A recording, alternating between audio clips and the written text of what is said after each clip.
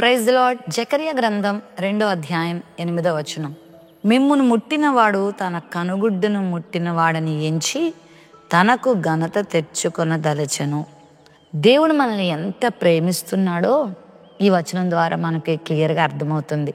తన కంటి పాప వలె దేవుడు మనల్ని కాపాడుతాడు. కోడి తన రెక్కల క్రింద తన పిల్లల్ని ఎలా కాపాడుతుందో నేను మిమ్మల్ని అలా కాపాడుతున్నానని కూడా ఒక చోట అంటాడు. అంత మాత్రమే కాకుండా మన కంటి పాప వలె దేవుడు మనల్ని కాపాడుతాడంట. మిమ్మల్ని ముట్టినవాడు నా కనుగుడ్డును ముట్టినవాడు అంటున్నాడు. అంటే మిమ్మల్ని ఎవరైనా కీడు చేస్తున్నారు అంటే అర్థం ఏంటంటే కీడు మీకు కాదు నాకే జరుగుతుందని దాని అర్థం.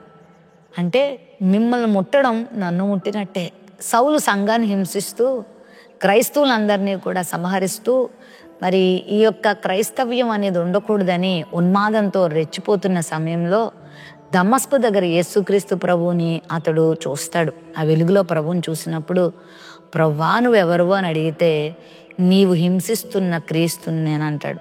డైరెక్ట్గా క్రీస్తుని సౌలు హింసించలేదు కదా, మరి నన్ను హింసిస్తున్నావు అని ఎందుకన్నాడు అంటే తన బిడ్డలు హింసిస్తుంటే ఆ హింస ఆ బాధ ఎవరికో తెలుసా? ప్రభుకే. ఒకవేళ ఈ ఉదయకాల సమయంలో నువ్వు ఏదైనా శ్రమ అనుభవిస్తున్నావా? ఎవరి నుండి అయినా దేని నుండి అయినా నీకంటే ముందుగా నీ శ్రమ అంతా ఆయనే అనుభవిస్తున్నారనమాట. నీకు దెబ్బ తగలక ముందే ఆయనకే అది తగులుతుందనమాట. నిన్ను ముట్టినవాడు తన కనుగుడ్డును ముట్టినవాడని ప్రభు మాట్లాడుతున్నాడు. ఒకవేళ నీకు కీడు చేస్తున్నటువంటి వారు నిన్ను ఇబ్బంది పెడుతున్న వారితో నువ్వు వ్యాజ్యమాడలేకపోవచ్చు, నువ్వు వారిని యుద్ధం ఆడలేకపోవచ్చు, నువ్వు వారిని ఏమీ అనలేకపోవచ్చు, నువ్వు బలహీనురాలు అవి ఉండొచ్చు. అయితే నీ దేవుడు బలహీనుడు కాదు కదా, నీ దేవుడు బలవంతుడు కదా. ఆయన ఎలా ఊరుకుంటాడు? బలవంతుడి మీదకి బలహీనుడు దాడి చేసి గెలవగలడా? కనుక ప్రభు నీ పక్షంగా ఉన్నాడని దాని అర్థం. ప్రభు నీకు సహాయం చేస్తారని దాని అర్థం. ప్రభు నిన్ను విడవడని దాని అర్థం. నీ శత్రువును నేను బాధించే వాళ్ళని ఆయన చూసుకుంటాడు, ఆయన వాళ్ళకి బుద్ధి చెప్తాడు. కాబట్టి నేను ఒక్కదాన్నే బాధపడుతున్నాను, నేను ఒక్కడనే వేదన అనుభవిస్తాను, ఎప్పుడు బాధపడద్దు. నిన్నెవరైనా ఏమైనా చేయటానికి ముందుకు వస్తున్నారంటే వాళ్ళు డైరెక్ట్ ఎంత సాహసం చేస్తున్నారంటే నీ సృష్టికర్త, నీ తండ్రి, నీ ప్రభు అయిన క్రీస్తుతోటే వాళ్ళు పెట్టుకుంటున్నారు కాబట్టి దెబ్బతింటారు. కాబట్టి నీ కీడు చేయాలనుకున్న వారు, నీ మీద అసూయపడుతున్న వాళ్ళు, నీకు హాని తలపెడుతున్న వారు ఏమాత్రం వర్ధిల్లరు. దేవుడు వాళ్ళకు బుద్ధి చెప్తాడు, దేవుడు వాళ్ళకి గ్రహింపును కలిగిస్తాడు, దేవుడు వారి పక్షంగా ఉంటాడు. బైబిల్ గ్రంథంలో ఎందరో అలాంటి వాళ్ళు మనం చూస్తాం.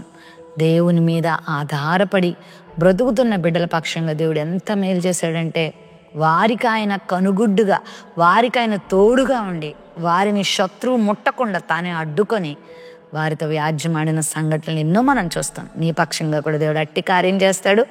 ఎవరికి భయపడకు, దేనికి భయపడకు, వ్యాధికి భయపడద్దు, సమస్యలకు భయపడద్దు, నీ చుట్టూ ఉన్న అసూయపరులకు భయపడద్దు, నిన్ను ద్వేషించే వాళ్ళకి భయపడద్దు, నీకు కీడు చేసే వాళ్ళకి భయపడద్దు. దేవుని పక్షంగా ఉండి గొప్ప కార్యాలు చేస్తాడు.